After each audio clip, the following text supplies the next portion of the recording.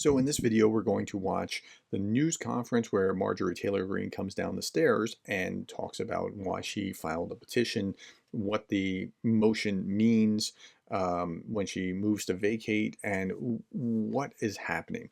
Now, as I go through this, I'm going to try to explain this to the best of my ability, and I'm going to explain how Republicans see it. This isn't necessarily the same as what I see, but I'm trying to explain it, or how I feel about it, but I'm going to try to explain it like so that you can see how an average Republican, not just MAGA, but generally Republicans, and if there's just MAGA, I'll explain that as well. So let's go through this and let's see what is being said. Let me move it a little bit larger, and we'll see just what's being said. Okay, let's listen to what she had to say here. Why did you file a motion to vacate? Today I filed a motion to vacate after Speaker Johnson has betrayed our conference and broken our rules. We were promised regular order. That's what our conference had started out as, with rules and promises to the American people that we would bring regular order back to Congress.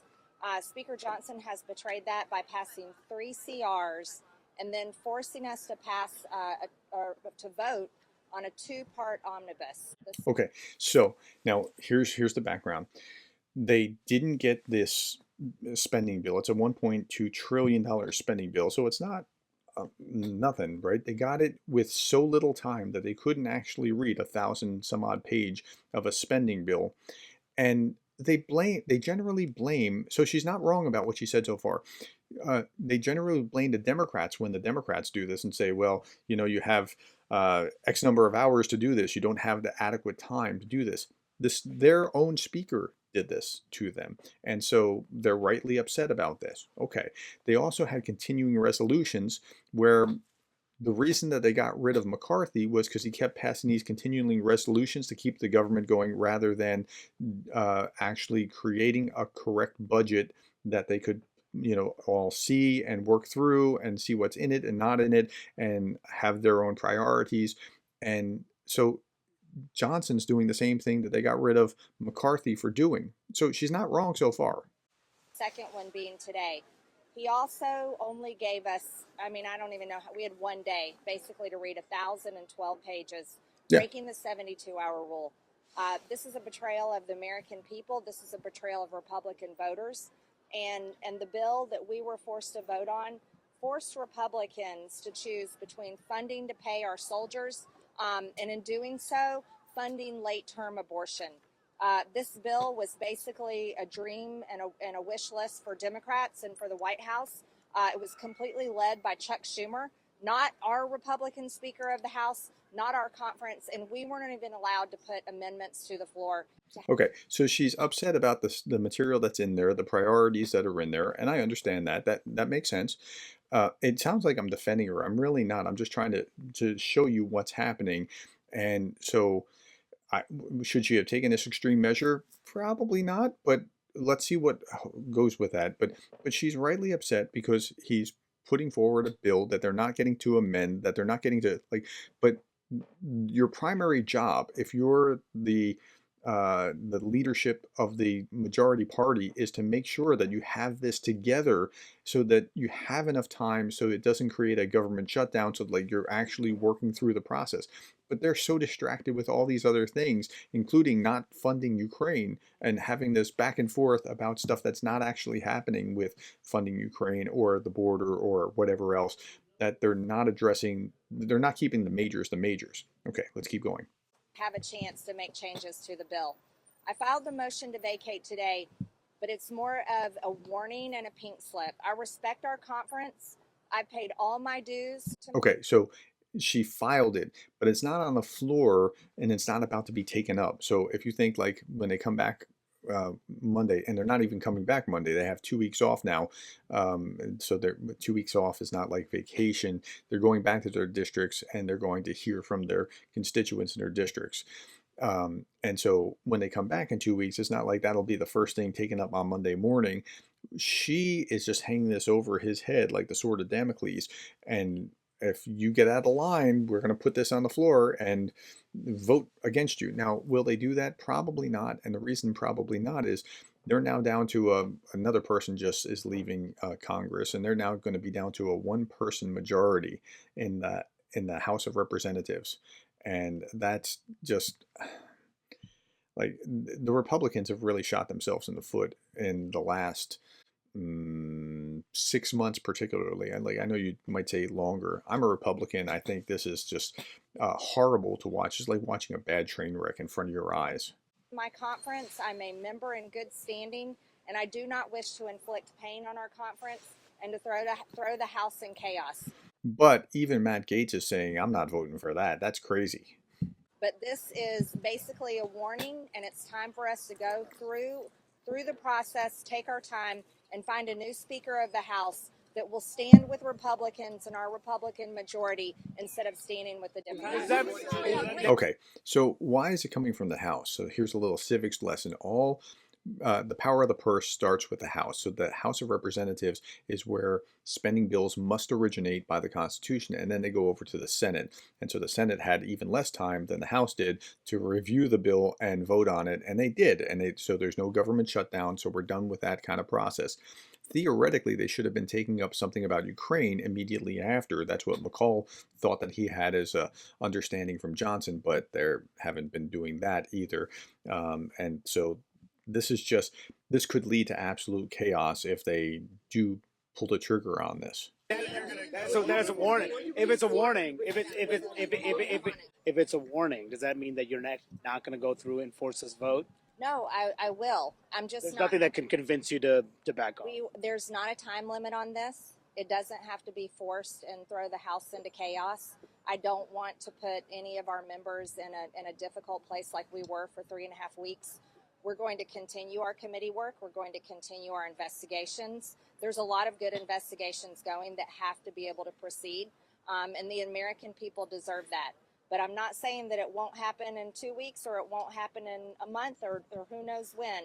But I am saying the clock has started. It's time for our conference to choose a new speaker. So did you hear what she just said? So it's time for the conference to choose a new speaker. So it's there. We just got to get our act together of who we want as a new speaker, and then we'll put that in, and Johnson will be out. Do you believe, thanks, Congresswoman, do you believe that there are more Republicans who support this push? And ultimately, if this does get filed, it could lead to exactly what you're saying, more chaos, more paralysis. That's right. The House Republican conference would have moved forward with that. It's filed, but it's not voted on. It only gets voted on until I call it to the floor for a vote. Right. Yeah, and so that's a good clarification. When she calls it to vote, at the time of her choosing, it will come forward. So it's there, ready to, like, so it's like a gun that's been cocked, pointed at you, and all you have to do is pull the trigger here. Jeffries has said he would help potentially, or not he would help, but the Democrats might be willing to help him survive if there was a motion to vacate. Are you worried about putting Johnson in a position where he would actually hold him to Democrats? I'm not worried about that at all. I'm not worried about that at all. I don't think that the American people, Republican voters across the country, want to see a Republican speaker that's held in place by Democrats. So that's really interesting too, because the Democrats said that they would be willing to save Johnson. This is a strange thing. So Marjorie Taylor Greene versus Johnson, and the Democrats would back Johnson to keep him in place. But if they had just backed McCarthy, we would have had none of that nonsense. Now, they didn't do it, and I'm not blaming them, but they didn't do it because they have other priorities, just like Republicans have other priorities beyond just Ukraine, right? And so for other reasons, they got rid of McCarthy, and for other reasons, they might keep Johnson. Is not exactly. Honestly, if I was a Democrat, I would absolutely love Johnson. And the reason I love him is because he is creating such chaos and havoc within the Republican Party. Like they're losing members left and right. I mean, it's a godsend if you're a Democrat. What people want. I mean, other than Ukraine, him holding up Ukraine is absolutely horrible. But for all the other reasons that they might want to keep him there to keep creating chaos, yeah. So what do you need to see?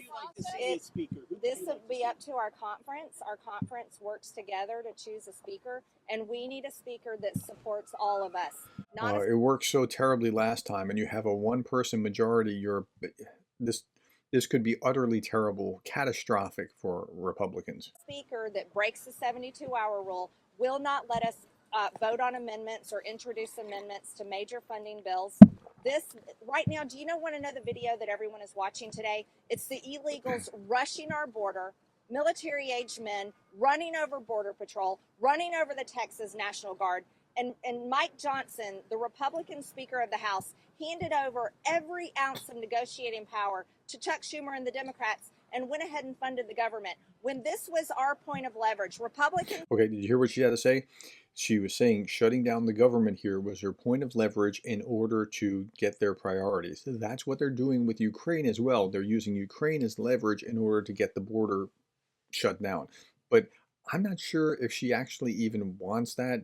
She's about the most MAGA of all of the Republicans that are out there, and I don't know that that's actually the thing that she wants.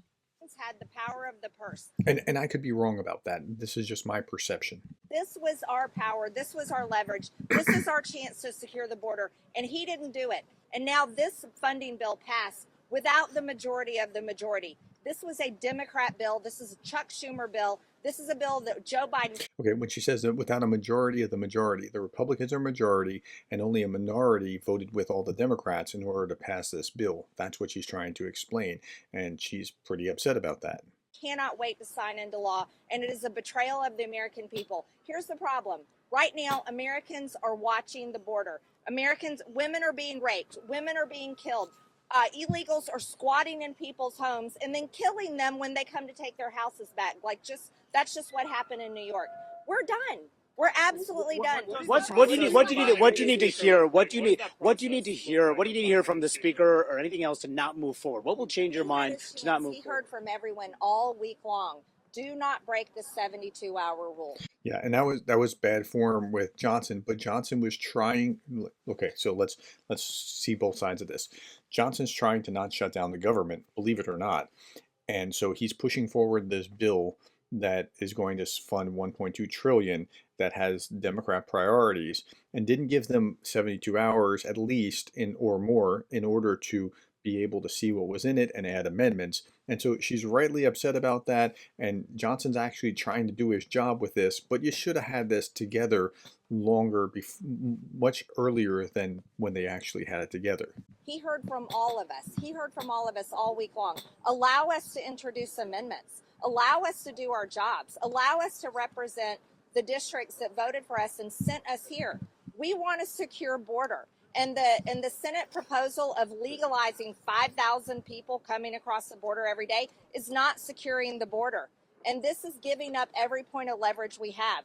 Also, forcing Republicans to vote on full-term abortion funding in order to fund our military is a complete betrayal of all of our values, and our voters don't want us to be doing that. What's the process of finding? Okay, and so she's right in the sense of I'm almost sickened by the amount of times that I've said that she's right. I don't like Marjorie Taylor Greene. I don't agree with her on many things, but what she's saying is we have these values. You're not allowing us to vote on our values. You're only allowing us to vote up or down because it's the 11th hour and you didn't give us time to read everything in there, and it's like we can't amend it, and so yeah, that's what's going on. New speaker look like? When do you plan to call this resolution? Again, I don't have a timeline. That will be a rolling issue that we'll be judging and making decisions by.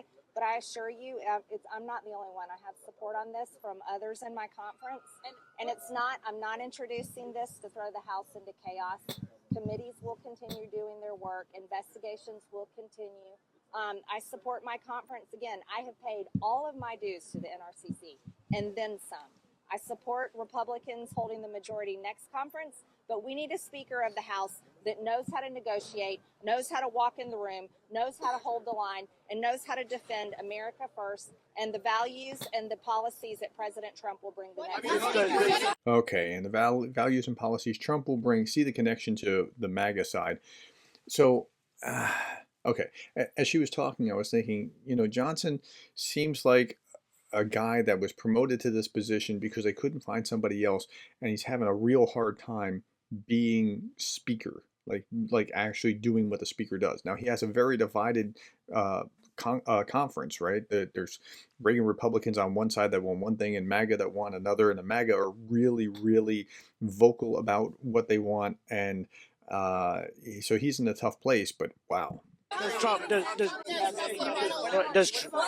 Trump does, process to find a new speaker. What It's does that time. process look like without the motion to vacate? That process allows everyone to have discussions and internal meetings. Okay, I so support my she's getting conference. somewhat repetitive at this point. So at this point, you know everything that you need to know in order to understand what's going on. There's not going to be a lot of value in the remainder of her press conference, but I don't support Marjorie Taylor Greene, but I understand why she's saying what she's saying as a Republican. Like you didn't allow us to you have this bill in time to be able to understand it, to be able to add amendments, and you're just pushing this through.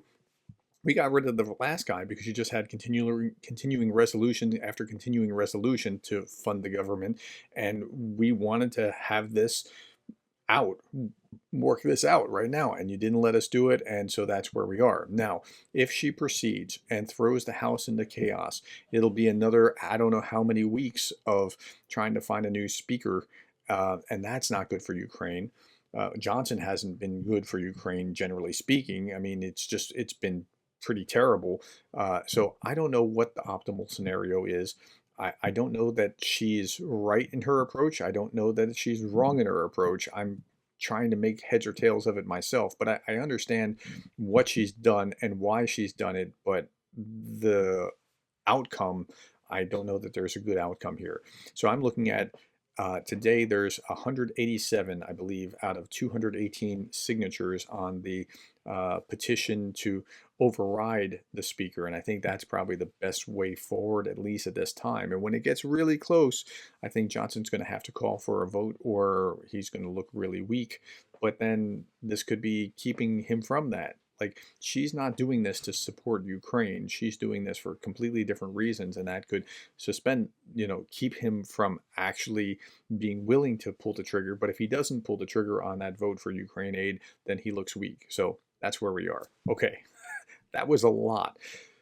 I hope that helps you understand what's going on, or more than what you understood before.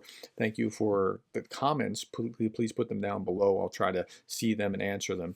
Thank you for the likes, the shares, the subscribes, and the coffees. And thank you for being the kind of person that cares about Ukraine.